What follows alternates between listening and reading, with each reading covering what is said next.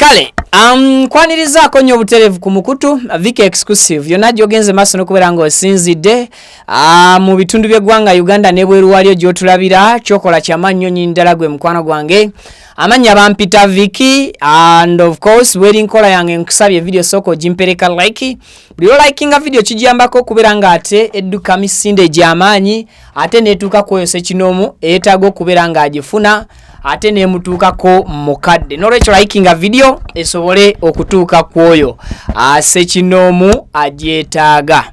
Yes, olunaku ndowooza oba lwali lwakwosa ggulo twalaba emboozi emu mu mawulire eyali etambula ng'eri about Benda oba Wycliffe Tugume.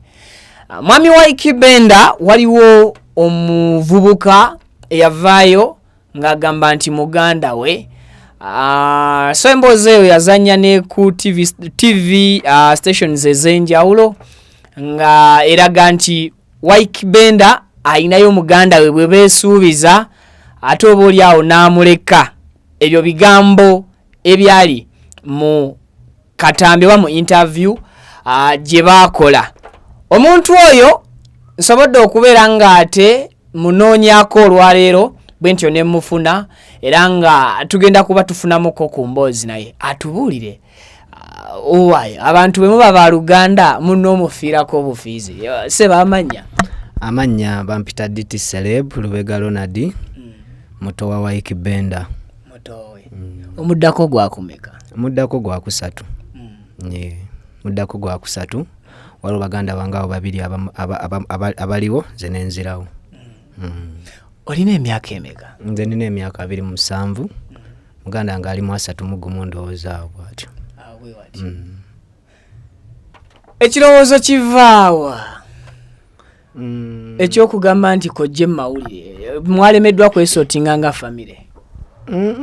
Tetwalemeddwa kwesootinga ate n'okujja mu mawulire siringa mwesibako oba siringa mukaka naye nalabye endowooza nga y'engeri ennyangu ey'omutuukako kubanga ezezaako kubanga ndikinga omutu ogezaako mu rikinga naye nga tekizibu nga nfunamu enkokola ate nga ne gw'ogamba oli muganda wange akulabanga amwesibako munnayo omuntu waba akoze ku linnya oli bw'ovaayo n'ogamba nti nze ndi muganda we nga babadde ndowooza tebakumanyi oba mu mawulire obanga amwesibako.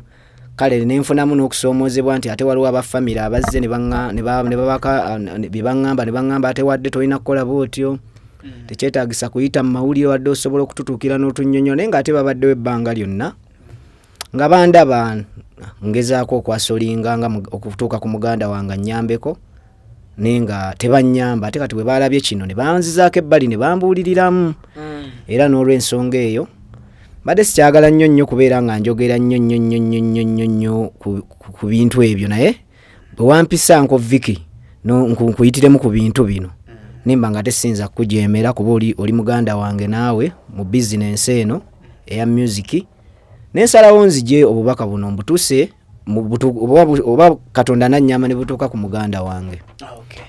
Naawulira omulanga gwange kuba nze kyenjagala si kyamaanyi nnyo. Awo tugenda atuukawo. Last time wali wekka olwaleero nkulabye nga muli babiri. Ono yaani? Amanya n'eddoboozi nze bampita Matofu David. Erinnya lya business lye tukozesa bali tuyita ba Party Boys right now. Yeah. Lwaki Party Boys? Party Boys twasalawo nasanga muganda wange oyo nga ayimba nga womanya embeera ya aso kati we namusanga ayimba ne twegattamu ne tusalawo ne tukozesa erinnya lya Party Boys because tuyimba ennyimba z'omukwano ennyimba z'emikolo. Yeah, isonga lwaki twalondera erinnya lya Party Boys. DT Lubega. Kakati Lubega Wycliffe Tugume eddala gwani ng'ojjeko eri Lubega? Lubega Ronald. Bikwata connecting biba bikwatagana ekintu ekyo kibuzaabuzaamu abantu by the way kankibagambe wekyabulizaabuliza abantu nti oli tugatta maama Wycliffe Tugume wa Ykee Benda tugatta maama waffe y'omu ne bataata banjawulo so kati kyova owulira nga amannya gaawukana nze ndi eno mu kika kya Ngabi ate ye ali eri walala. Okay. Yes. wakoma ddi okulaba gw'oyita muganda wo Ykee Benda? Yali 2017 ng'akubyawo breakthrough wetwayawukanira awo ye n'agenda n'ensigala mu Ykee mabega kubanga before twali tukwatagana bulungi nga tetulina buzibu nga tukwasaganya mu ngeri ya music tukola ffenna practice kale nga yansingira ddala kuba ye olugendo lwe lwali lunene ku lwange naye ng'agezaako okunsika naye kati twatuuka distance n'etwawula nemba nga sikyasobola mu reachinga waliwo awo n'obuzibuzibu obwaliwo kale yampaako awo miliyoni 2 mu bizinensi nzikozese ne zifaamu awo kati simanyi oba nakyo kyamunyizaamu naye nga nagezaako munnyonnyola nandaga ntakitutte nga buzibu n'ate kati awo ne tuba nti tukyasobola nnyo connectinga ogambye nti 2017 27 lwe mukoma okulabagana manyi ffe wano twagala nnyo okutegeera ensonga mu mbeera nga ziri straight. Breakthrough ya Ykee Benda, if I'm not mistaken, yali farmer. Is it true? Before farmer yali arecordinzeko ko oluyimba naawe ogambye nti mwasolinganga mwena. Ogamba okukola collab? Lazim ogambye nti mwasolinganga mwena in terms of music. Waliwo ennyimba kale twali eyo naye nga music sigamba nti ono abantu gwe baamanya. Waliwo music gwe twakolerangako nga bogamba okukola rehearsals z'amaloboozi nga tukolera ku nyimba kola oluyimba lweyagalanga nnyo yayagala nnyo ennyimba z'Abafirika. Oluyimba lwali baluyita hanamba ng'alukolerako nnyo amaloboozi. So va kuzina nga olaba faama waliwo awo yakola ne Shiba ezo zo yali agenza olwo nga sikyali naye. Bino byali before mabega nnyo nga tukola bukozi maloboozi practice nga Sente namumanya bayite bamumanyi. Ogambye yakuwaako Sente millions 2 Sente yakuwaza cyane bwezaggwawo yazikuwera mbiseera ki?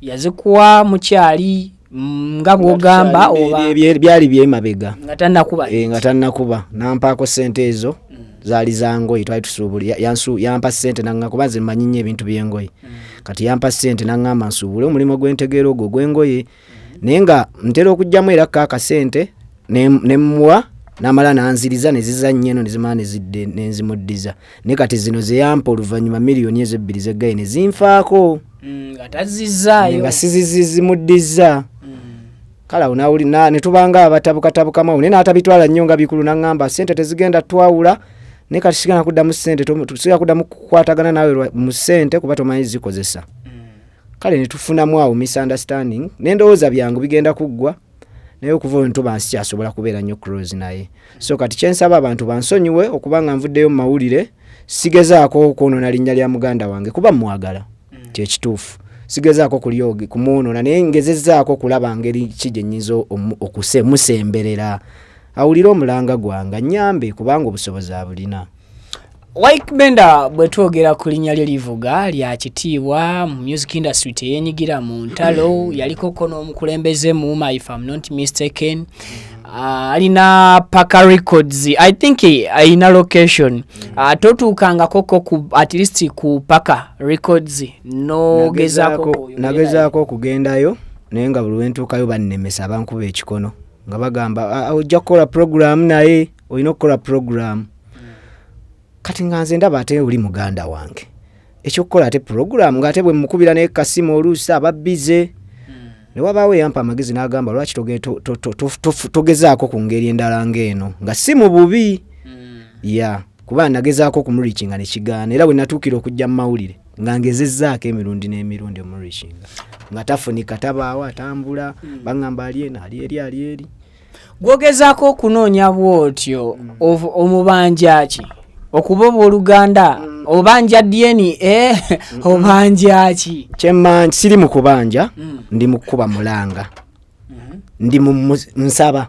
sibanja nsaba busabi sibanja kuba sina kye namuwola ate nsaba musaayi gwange kubanga waliwo era ne bayambye from nowhere nga si musaayi gwe kati ate nze busaayi gwe lwaki sivaayo nange ne mukubira omulanga kukyamugattako kuba abantu bangi bayambye abamu abasayininga alina studio kale ayagala abeeko kyamuyambako oba like ku ngeri ya music. We wasangira ono biseera ki? namusanga 217 nga still bakamala okuva kuba namusanga naŋŋamba nti mbadde nkolagana ne muganda wange nga manyi yagenda okunnyambako naye sinange gye nsoba mutuukako katuwe kusalawo ne twegatta ne tukola ekibiina ekya Party Boys ne tutandika okukwasaganya mu business. Muli bayimbi? Tuli bayimbi. Ne Benda muyimbi? Tekituleetera okulowooza nti mupanga kabadi omanya abannaku zino stunts zaafuuka stunts tulabye abaana abavaayo mu biro bino like Jose Chameleon Doctor alina Oligai bamuyitaani Junior Kamili otunula Junior Kamili ng'omusanze ayambadde ngoye Chameleon ze yabadde ayambadde olunaku lw'eggulo atosobola kibuuka. Tulina Junior Bobby kifaananyi kya Robert Kyagulanyi Ssentamu Ykee Bobby Wine kyatambuliramu olw'okuba nti bafaanagana. And of recently twalabye King Saha Junior Saha nga of course kuvira ddala ku ddoboozi enfaanana tosobola kukkiriza nti si King Saha. How sure are we nti temuli mu kifaananyi ky'abali abaana nti olw'okuba ofaanana Benda? Nze kyenyinza okwogera mu ekyo oba okubuulira bannayuganda oba abantu bonna nti abayimbi bangi abagagga n'okusinga muganda wange Wycliffe. Bascelebrity bangi naye lwaki twalibadde tulondayo Ykee Benda? Omuntu ng'omuntu osokyebuuzaamu nti ekyokumufaanana okufaanagana oluusi era teruba luganda so bbanga nali mufaanana bufaananyi naye lwaki mba nnondayo ye ate era naye bw'omutuukirira bulungi era naye ajja kukubuulira amazima nti oyo muto wange era ndowooza ajja nakubuulira ensonga lwaki wayinza obba waliwo obadde obutakkaanya obwo kubanga mbadde simutuukirira nkimanye kuba nze ndowoozaamu oba yannyiigira lwaki kuba mpulira njagala mpuliremu ekimuvaamu manye buzibu kiki kye nakola ekyo kubanga twali twesuubiza nga ŋŋamba sikutta wonna wengendera yonna gye ntuuka nina okudda nkunooneko nkusitule siyinza kukuleka mabega naye simanyi kyatuukawo okubanga kati n'amasimu gange tagakwata. Kiki ky'osaba Ykee Benda nga tumaliriza? Kyemusaba muganda wange mbadde nsaba wulira omulanga gwange embeera gye ndimu yo si nnungi kyekituufu mulina music mulungi tulina n'olimba lwe twakata ssaawa zino era nsaba oluwulirizeemu baluyita tebatukyawa gye luli ku page yaffe Party Boys Music. Tebatukyawa nga mutegeeza ki? Natwaluweereza muganda waffe oyo message eyo twagiweereza muganda wange Ykee Benda twalikoze ne muganda wange ono Uncle Tema tuyimba ffenna kati twakola ekibiina bakita Party Boys Music. Era gye luli ku YouTube nsaba aluwulirizeemu baluyita tebatukyawa. Muganda wange nsaba buyambi bwo oyina likodi lebe y'amaanyi buli kyonna ekyetaagisa okunfuula sitoo kiyina taata nsaba kunnyambako nkwatireko si kubanja si mu bubi nsaba busabi taata nsaba muganda wange. Omusaayi gwe akayimba bakayita tosobola kunkyawa teweetawanya ewaffe tebatukyawa teweetawanya ewaffe tebatukyawa tonnaba kunkoowa so teweekooya ewaffe tebatukoowa tonnankyawa teweetawanya ewaffe tebatukyawa kimanyi tonnaba kunkoowa so teweekooya ewaffe tebatukoowa tebalina bisima bagala kusima bakuba mbala kulembeza nga bulimba bagala kufuna nga gwe tobifuna kasitambo nno manyi omw atali kucunya tosobola kunkyawa teweetawanya mukome wano tetuli kunkyawa so as in message tebasobola kunkyawa. Era nkimanyi muganda nge tasobola kunkyawa just ayinza obba yanyiga mu bunyiizi ninga tasobola kunkyawa era kyemmanya njagala era yonna gy'ali anawulira omulanga gwange ajja kunzijukira kubanga wakisa nnyo bingi bye yankolera era byonna bye wankolera muganda wange mbisiima nnyo bwali bulagajjavu bwange sente ezaafa ze wampa nzikozese ne zifa bwali bulagajjavu bwange era gwansinga bwe ziba ze zaakunyiiza nsaba kunsonyiwa taata. Bampita Viki omukutu nsinzidde ku Viki exclusive jewelry ali emabega w'ekifaananyi ekitukula bwe kityo.